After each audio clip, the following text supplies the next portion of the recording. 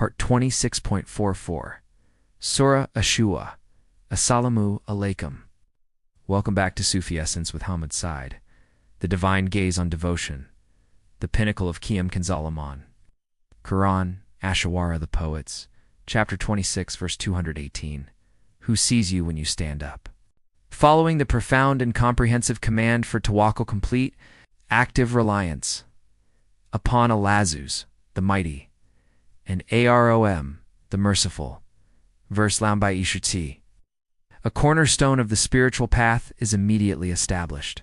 The discourse now transitions with sublime immediacy to articulate the deep, intimate, and continuous nature of Allah's knowledge and supreme supervision over the Prophet Muhammad, peace be upon him, and, by extension, every sincere worshipper who chooses the demanding, illuminated path of truth and spiritual sincerity. The verse reveals a powerful, comforting assurance that provides the ultimate foundation for that reliance and submission. Who sees you when you stand up? This is a statement that provides the immediate, sublime, and definitive justification for the command to rely entirely upon the divine, the messenger. And by necessity, his followers can rely fully upon Allah, because Allah is always present, is always active, entirely observant, and completely aware of his every state, effort, and intention. The phrase sees you when you stand up lahichyarka ina takam specifically refers to the Prophet's standing for prayer qiyam, particularly the voluntary, often lengthy, night prayer tahajjud. This solitary devotion is understood by classical and Sufi commentators with a unified perspective as the qiyam al-layl, a practice of spiritual intensity where the spirit ascends toward the divine presence in a state of unmediated, profound communion. The term qiyam itself signifies not merely standing upright, but a state of readiness, accountability, and devoted presence, embodying the literal and spiritual uprightness of the messenger's character. The act of standing up in the quiet solitude of the deepest hours of the night represents the pinnacle of spiritual effort, sincere intention, and pure worship, devoid of any desire for human praise, recognition, or fleeting worldly gain. It is the action most expressive of spiritual commitment, unwavering dedication, and internal struggle mujnada, the battle against the lower self nafs and the whispers of heedlessness. The verse emphasizes that even in this most private, intense, and seemingly hidden act of devotion, Allah is not only aware but actively sees Yarka with an immediacy and clarity that transcends all human perception and limitation. The continuous and intimate nature of this divine vision provides immense psychological and spiritual comfort and power to the messenger, validating his tireless effort and confirming its direct reception and appreciation by the divine. This absolute assurance of observation serves as the ultimate guarantee of the mission's authenticity, decisively countering the scurrilous suggestion of the disbelievers that the Prophet's spiritual state is unsupervised or subject to delusion. The spiritual lesson for the sophisticated seeker is that true tawakkul is entirely impossible without the constant, pervasive realization of Allah's active, omnipresent supervision, which is the elevated spiritual state of ihsan, spiritual excellence. The realization that Allah sees every internal movement of the qalb, the spiritual heart. And every external act of devotion is the ultimate non-negotiable motivator for sincerity iqlab. When the Sufi stands up in any form of worship or selfless service, they are not performing a mere ritual for themselves or others, but engaging in a personal, observed, and deeply meaningful dialogue with the Creator, an act of being seen by the absolute seer. The knowledge that Allah is the active, unwavering observer transforms the immense burden of the mission, including the inevitable rejection from kinsfolk, and the necessary dissociation from the disobedient, to a source of unwavering, tranquil strength, providing the conviction that no sincere effort on the path of Elam goes unnoticed, unrecorded, or unrewarded by the mighty, the merciful. The very existence of this verse elevates the standing posture of prayer from a physical movement to a metaphysical nexus where the servant meets the scrutiny of the Lord, solidifying the idea that the most profound spiritual work is often done in secrecy, witnessed only by the divine. The integration of public and private worship, takalub among the SPGIDN, Kunzel, Iman Quran, Ash-Shu'ara, the Poets. chapter 26, verse 219, and your movements among those who prostrate. This verse profoundly extends the theme of Allah's complete, intimate awareness of the Prophet's peace be upon him activities, achieving a perfect, indispensable balance by shifting the focus from the isolated, private act of standing in prayer, verse 218, to his public movements, actions, and conduct within the nascent community of believers. And your movements among those who prostrate. The phrase, your movements tackle you back, is profoundly rich in comprehensive meaning, denoting a sequence of movements, the shifting of position, or, more broadly and comprehensively, the Prophet's entire demeanor, conduct, and active participation in the communal life of the early Ummah. The term encompasses his journeying, his teaching, his sitting, his standing, in every aspect of his interaction with the people, signifying his active leadership and social presence. Among those who prostrate, as begin refers specifically to the community of believers engaged in the ritual prayer. As prostration, Su'ard is the ultimate, defining, most humbling physical act of submission and spiritual surrender to Allah. By witnessing his movements among those who prostrate, Allah's observation is shown to be comprehensive and all-encompassing, embracing not just the Prophet's solitary spiritual life, but also his crucial leadership role, his humble interactions with his followers, and his perfect conduct as an imam, standing, bowing, and prostrating alongside them in perfect unity. This confirms that the Prophet's life is a perfect, seamless, and integrated blend of intense private devotion and necessary public communal worship and leadership. There is no separation, no hypocrisy, no lapse between his inner reality buy-in and his external manifestation here. This comprehensive divine observation serves two main essential purposes. Firstly, the Prophet, peace be upon him, that his public role, his guidance of the believers as commanded in verse 215, is as highly valued and scrutinized by the Creator as his private devotion. And secondly, to establish a divine metaphysical guarantee for the authenticity and purity of the Sunnah, the Prophet's practical example is, it was performed entirely under the continuous, perfect scrutiny of Allah. The spiritual lesson for the sophisticated seeker is the imperative of integrating fana, the annihilation of self-will, and baka subsistence in divine attributes, demanding the unity of private spirituality and public service. The true servant of Allah must strive for a profound and unshakable consistency where their movements among those who prostrate, their public actions and moral conduct, their muamalat, are a direct, uncorrupted reflection of their devotion. When they stand up alone, their internal, private, spiritual state, their ibdat.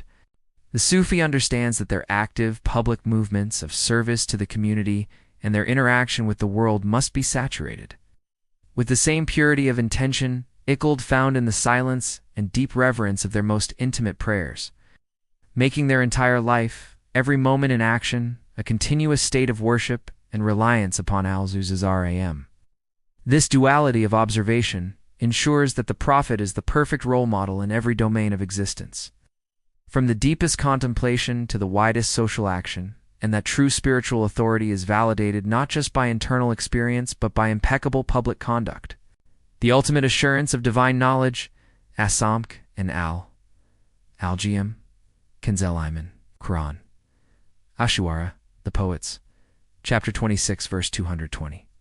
Indeed, he is the hearer, the knower. This verse serves as the powerful, conclusive summation and absolute affirmation of the preceding two verses 218 and 219, articulating the two divine names that encapsulate Allah's comprehensive and intimate knowledge of the Prophet's every action, both private and public. Indeed, he is the hearer, the knower. The two names mentioned are Asam, the hearer, and Al-Jam, the knower. The conjunction of these two perfect names is deliberate and profoundly meaningful, representing the ultimate reach of divine awareness over all creation. Asam confirms that Allah hears every utterance, every whispered invocation, every silent plea, and every word spoken, whether when the Prophet stands up in prayer or when he is moving among those who prostrate. It refers not only to the hearing of spoken words, but also to the hearing of unspoken intentions, the nonverbal expressions, and the silent yearnings of the qalb, the spiritual heart, and the inner thoughts. This aspect of the divine name guarantees that every genuine plea and every effort to communicate with the Creator is received without fail.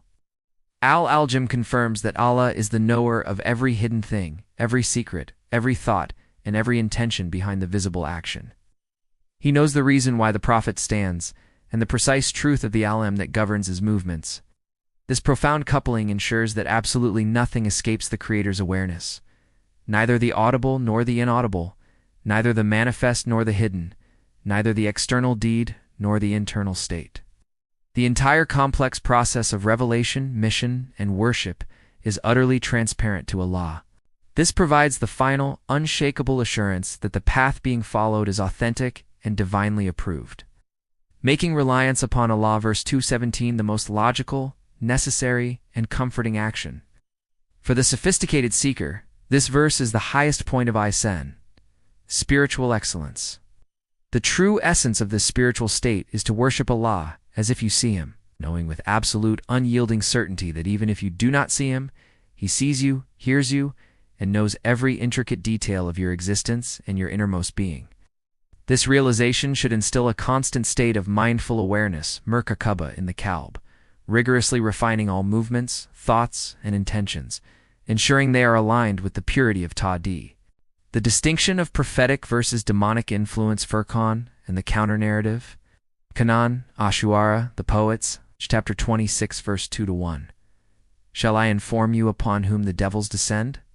Having firmly established the divine origin and purity of the Qur'an by demonstrating that Allah is the continuous hearer, the knower of the prophets, peace be upon him, perfect observed life, the discourse now pivots with an intense, powerful rhetorical question to expose and define the true recipients of demonic inspiration. Shall I inform you upon whom the devils descend? Hal Anabiyukum, Albman, Tanatsal, Al-Shiak, Un. The rhetorical question, introduced by the imperative, shall I inform you, Hal Anabayukum, is designed to draw the listener in, forcefully challenging their previous misguided assumptions and setting the stage for a definitive, distinguishing truth.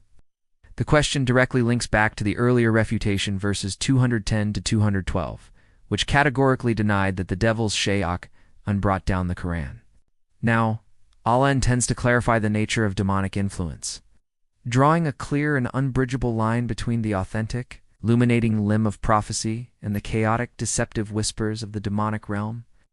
This separation is crucial for the early community as it provides a clear, rational, and spiritual criterion for distinguishing the pure messenger of Allah from the disreputable poets and soothsayers of Mecca, whose very lives, characterized by moral ambiguity, lack of ethical discipline, and worldly fixation, fundamentally contradicted the divine moral law. The use of the word descend to Natsal mirrors the language used for the descent of the Quran Tansko, but is used here in the context of the devils, implying a parallel, yet corrupted, and morally inverted form of inspiration, a subtle, deceptive mimicry of revelation. This distinction is the ultimate protection against misguidance, providing the listener with the Furqan, criterion for judgment. The spiritual lesson is about discernment, Furqan. The sophisticated seeker must be able to differentiate between true spiritual inspiration that leads to ta'di and inner peace, and false ego-driven whispers that lead to chaos, shirk, and moral depravity. This question is the opening statement for the final sequence of the surah, which will precisely describe the characteristics of those upon whom the devils descend, thereby fully vindicating the Prophet, peace be upon him, and his message, and giving the believers a tool for spiritual and moral judgment that is rooted in observing the conduct and character of the messenger. Hadith, the Prophet, peace be upon him, taught, the closest a servant comes to his Allah is when he is prostrating, so increase your supplication then. Sahih Muslim, Hadith 482. This hadith beautifully and directly relates to the profound intimacy and observation described in verses 218 and 219. The verse confirms that Allah sees you when you stand up in prayer and observes your movements among those who prostrate. The hadith elevates the act of prostration, sujud, the ultimate movement mentioned in the verse, to the highest point of proximity, curb to the Creator. This proximity, revealed by the Prophet, peace be upon him, is the natural and inevitable result of Allah being the ever-present hearer, the knower, verse 220. The knowledge of this intimate observation I send should, as the hadith encourages, lead to an increase in supplication during prostration, acknowledging that the one who sees and hears you is also the one most ready to respond. This connection emphasizes that the Prophet's movements, witnessed by Allah, were always geared toward this state of ultimate humility and nearness, making his guidance the perfect spiritual exemplar. Let us now supplicate, drawing from the profound lessons of these verses, asking Allah to grant us a deeper understanding and to guide our every step. O Allah, grant us the spiritual wisdom to recognize when the oppressors project their own inner rage and spiritual turmoil onto the righteous. Guard our hearts from the fatal arrogance of worldly power that boasts of being a vigilant group, unaware of your absolute all-seeing eye. Protect us from the destructive spiritual trap of deep attachment to gardens and springs and earthly treasures, which leads the soul away from your path. Make us worthy, through patience and faith, to be the inheritors of spiritual and worldly goodness, granted through your decree of ultimate justice. Grant us the grace to stand firm when the forces of denial pursue us, knowing that our ultimate security rests in your divine command. Instill in us the certainty that the end of worldly pursuit is ruin, while the end of faith's journey is the gift of your eternal proximity.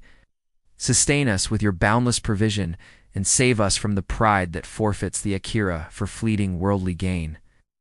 We ask for this spiritual clarity and victory through your magnificent names, Aya Rahman and Aya Rahim. May Allah illuminate your heart and mind with the light of this divine ilm. May He make your channel a beacon of guidance for all who seek spiritual clarity and truth. May your efforts be a source of immense reward, and may you be granted the highest stations of paradise. May the peace and blessings of Allah always be upon you and your loved ones. May He grant you unwavering steadfastness on the path of truth.